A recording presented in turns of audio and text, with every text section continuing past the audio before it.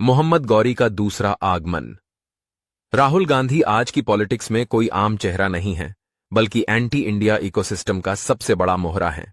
उन्हें देखकर मुझे बार बार भारतीय इतिहास के शायद सबसे काले पन्नों से मोहम्मद गौरी की याद आती है।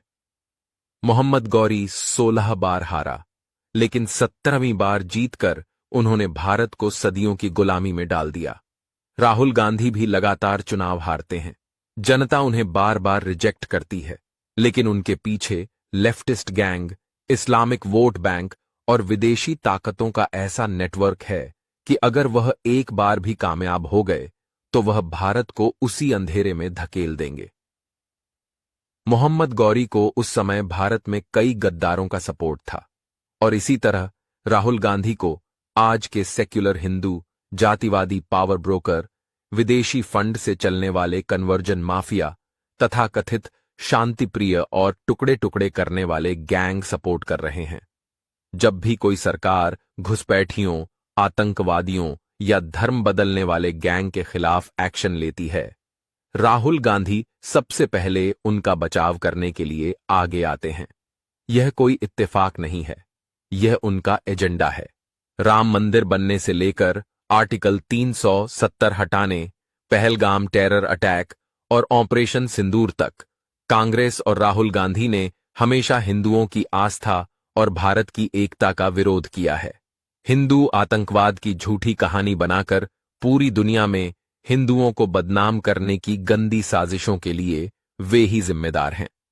पाकिस्तान और चीन की भाषा बोलना, मणिपुर की आग में घी डालना और अलगाववादियों को बढ़ावा देना, यही उनकी पॉलिटिक्स है। राहुल गांधी भारत की परंपराओं और सनातन धर्म पर सवाल उठाना कभी नहीं भूलते। हिंदू आस्था का सम्मान करना उनके डीएनए में नहीं है, इसलिए इस्लामिक वोट बैंक ही उनकी असली ताकत है। नेहरू से लेकर सोनिया तक कांग्रेस की विरासत भारत को कमजोर और विदेशी ताकतों पर निर्भर रखने की रही है। राहुल गांधी उसी एजेंडे के वारिस हैं। उनका सपना भारत को आत्मनिर्भर बनाना नहीं, बल्कि इसे विदेशी ताकतों का गुलाम बनाए रखना है। मोहम्मद गौरी ने तलवार के दम पर भारत को गुलाम बनाया था। राहुल गांधी भी तुष्टिकरण, वोट बैंक की राजनीति, विदेशी फंडिंग और धोखेबाज सेक्युलरिज्म से वही काम करना चाहते हैं।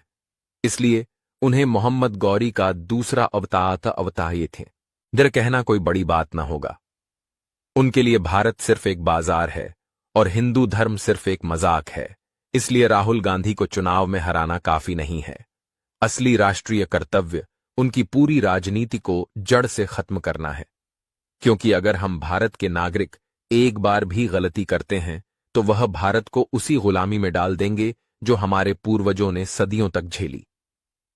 राहुल गांधी सिर्फ एक हारने वाले नेता नहीं हैं, बल्कि भारत विरोधी ताकतों का एक जहरीला औजार हैं।